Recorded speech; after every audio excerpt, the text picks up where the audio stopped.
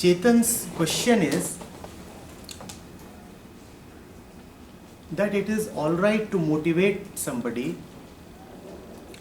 but for a real permanent effect to take place, the motivation must turn into a habit. What is being done about that? Firstly, Chetan, why must you believe that the HIDP is about motivating you?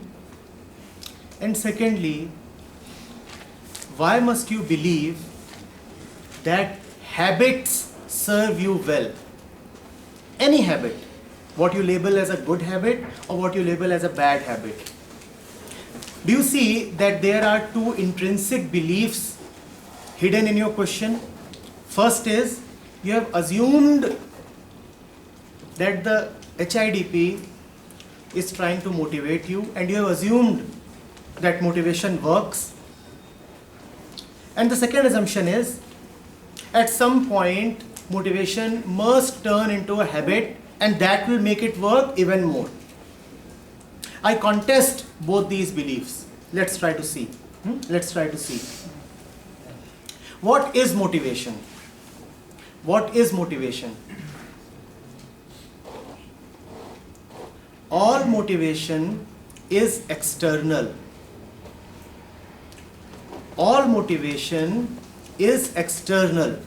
Go into this. Motivation means an external force, an external stimulus, an external agency, a person or an external situation is acting upon you and making you react in a certain way. Is that not what motivation is? So someone comes and says a few words to you. Those words have a certain impact on your mind, and you start acting and behaving in a particular manner. And that is what you call as motivation, right? Or you watch an inspiring movie, or read a fancy tale, and that has a certain effect on you, a summoning of energy, and you call that motivation. And you're happy with that. But don't you see, Chetan, what that does to you? That shifts the ownership of your energy to that external agency. If motivation can come from the outside, motivation will disappear when that outside disappears. And any external factor cannot stay always with you.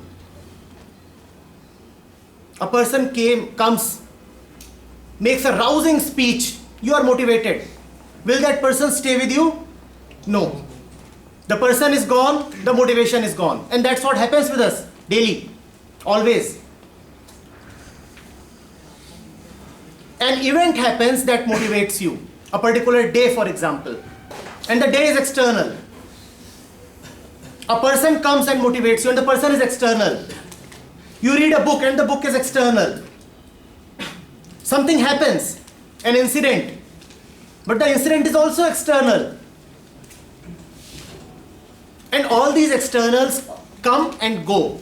So your motivations also come and go. Not only that, one external motivates you in one direction, comes another external and motivates you in the opposite direction. Now where to go?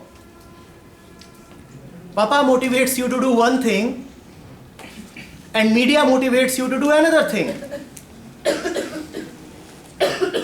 And a professional guru motivates you to do a third thing altogether. Where to go?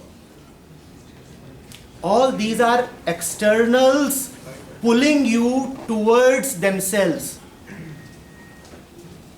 pulling you in directions that they determine. Now that's no way of living. That's no way of living a Chetan life, a conscious life.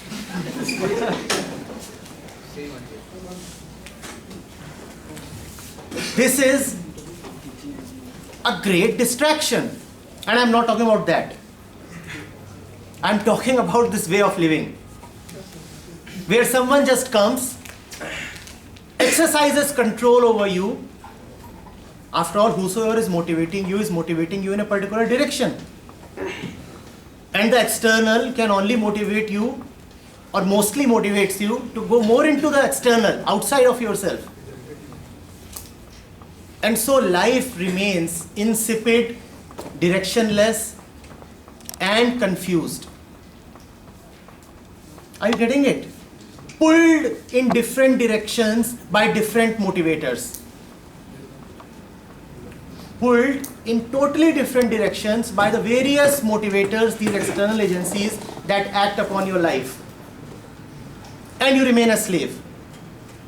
And you remain a slave. So if one element of motivation is slavery, what do you say about making a habit of getting motivated? You want habitual slavery, Chetan? What is a habit? Try to understand this. What do you mean by a habit? I hope we have gone into motivation sufficiently. Now let's go into habit. What is habit? What is habit? Anything that you do as per routine. Anything for which you don't have to think, which just happens in a pre-programmed way. That's what you call a habit, right? That is what is a habit. Does habit require any intelligence?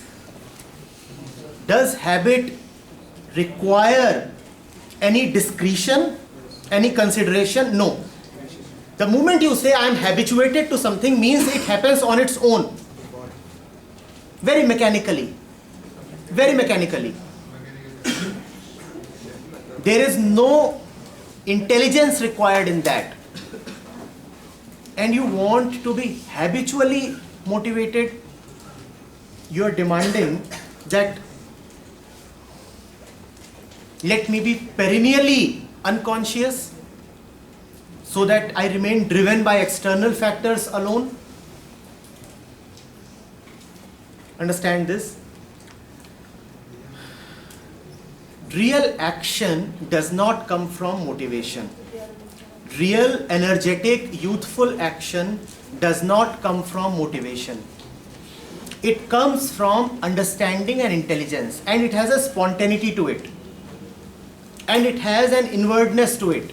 It does not depend on an external agency. The external agency can at best, if it is a well-meaning agency, can at best take you back to yourself. That's the most it can do. It can't motivate you. It can take you back to yourself. And there, in the light of your own understanding, you decide upon the action. Even the word decision is not accurate. Action just happens. In your intelligence, action takes place. And you need not make a habit of it. In fact, all habits ought to be avoided. You need not make a habit out of it. It's moment to moment, because life is moment to moment, and habit is a rollover, a carry forward from the past. And life is moment to moment. Why must it be carried forward from the past, that there is a habit that I have developed? You respond intelligently to each moment. Are you getting it? No habit is a good habit. This distinction between a good habit and a bad habit is a false one. A habit means I am not fully conscious, not deciding. I am acting very, very mechanically, in a very pre-programmed way. And that cannot be good. Do not look for habits. Do not be bothered with habits. Look for your intelligence. Yes? That's it.